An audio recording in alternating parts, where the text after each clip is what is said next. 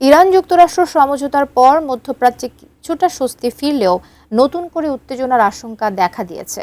অভিযোগ উঠেছে আঞ্চলিক শান্তি প্রক্রিয়াকে বাধাগ্রস্ত করতে নতুন কৌশলে মাঠে নেমেছেন ইসরায়েলের প্রধানমন্ত্রী বেনিয়ামিন নেতানিয়াহু। বিস্তারিত জানাচ্ছেন শিহাব ইসলাম। মধ্যপ্রাচ্যে নতুন করে স্থিতিশীলতা ফেরানোর কূটনৈতিক প্রচেষ্টা যখন গতি পাচ্ছিল, ঠিক তখনই লেবাননের রাজধানী বৈরুতের দাহিয়াহ এলাকায় বিমান হামলা চালায় ইসরায়েল। বিশ্লেষকদের মতে এই হামলার লক্ষ্য শুধু সামরিক ছিল না, বরং চলমান শান্তি প্রক্রিয়া ও আঞ্চলিক সমঝোতাকে দুর্বল করাও ছিল অন্যতম উদ্দেশ্য। এদিকে লেবানন সংক্রান্ত সমঝোতা স্মারকের শর্ত মেনে চলতে ইসরায়েলকে কঠোর বার্তা দিয়েছে যুক্তরাষ্ট্র। আল জাজিরার সাংবাদিক মাইক হানার তথ্য অনুযায়ী মার্কিন ভাইস প্রেসিডেন্ট জেডি ভ্যান্স ইসরায়েলকে স্পষ্টভাবে সতর্ক করেছেন। এমনকি প্রেসিডেন্ট ডোনাল্ড ট্রাম্পও আশা প্রকাশ করেছেন লেবাননে ইসরায়েলের সামরিক তৎপরতা পুরো সমঝোতা প্রক্রিয়াকে বাধাগ্রস্ত করতে পারে। ওয়াশিংটনের অবস্থান আরও স্পষ্ট হয়েছে চুক্তির শর্তে। লেবাননে নতুন করে কোনো সামরিক অভিযান চালানো থেকে বিরত থাকতে হবে ইসরায়েলকে। যদিও এই অবস্থানের কারণে ট্রাম্প প্রশাসন নিজ দেশের শক্তিশালী ইসলামপন্থী লবি ও কংগ্রেসের সদস্যদের সমালোচনার মুখে পড়েছে, তবুও হোয়াইট হাউস এখন পর্যন্ত নিজেদের অবস্থান থেকে সরে আসেনি। উন্নত মানের কাঁচামাল আরআইএল অ্যাঙ্গেল এন্ড চ্যানেল, এখন কাঠের দিন শেষ, আরআইএল এর বাংলাদেশ। তবে চূড়ান্ত চুক্তি কার্যকর হতে এখনো প্রায় 2 মাস বাকি। এ সময়ের মধ্যে চুক্তির ধারা নিজের পক্ষে নেওয়ার চেষ্টা করছেন নেতানিয়াহু।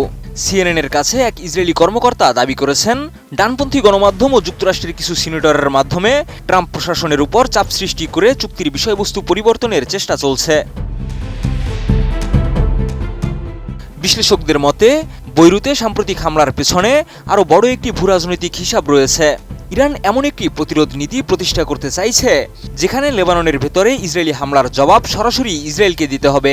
তবে বৈরুতে হামলার মাধ্যমে নেতানিয়াহু সেই নতুন সমীকরণকে শুরুতেই দুর্বল করে দিতে চেয়েছেন। গত সপ্তাহে ইসরায়েল ও ইরানের মধ্যে ক্ষেপণাস্ত্র ও ড্রোন হামলার পাল্টাপাল্টি ঘটনাও সেই বৃহত্তর সংঘাতের অংশ হিসেবে দেখা হচ্ছে। পর্যবেক্ষকদের মতে এই ঘটনাগুলো দেখিয়েছে ইরান এখন লেবাননে ইসরায়েলের সামরিক কর্মকাণ্ডের উপর সরাসরি চাপ তৈরি করতে আগ্রহী। ফলে বহু বছর পর প্রথমবারের মতো ইসরায়েলের আঞ্চলিক অভিযান নতুন ধরনের প্রতিরোধের মুখে পড়েছে। এদিকে বৈরুতে হামলার ভিডিও নিজের সামাজিক যোগাযোগ মাধ্যমে প্রকাশ করেছেন নেতানিয়াহু। সমালোচকদের দাবি, যুক্তরাষ্ট্র ইরান সমঝোতা এগিয়ে যাওয়ার ঠিক আগে এই হামলা চালিয়ে কূটনৈতিক প্রক্রিয়ায় বড় ধাক্কা দেওয়া হয়েছে।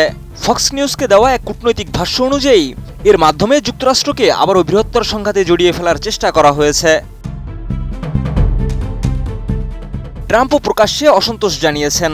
তার মতে তুলনামূলক ছোট একটি ঘটনার জবাবে এত বড় সামরিক পদক্ষেপ শান্তি প্রক্রিয়ার জন্য ক্ষতিকর হয়েছে।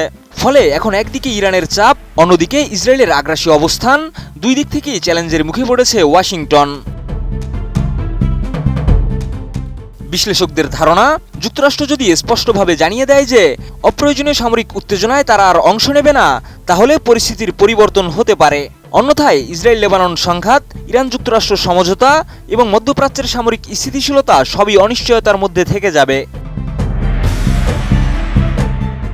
শিহাব ইসলাম, এটিএন নিউজ।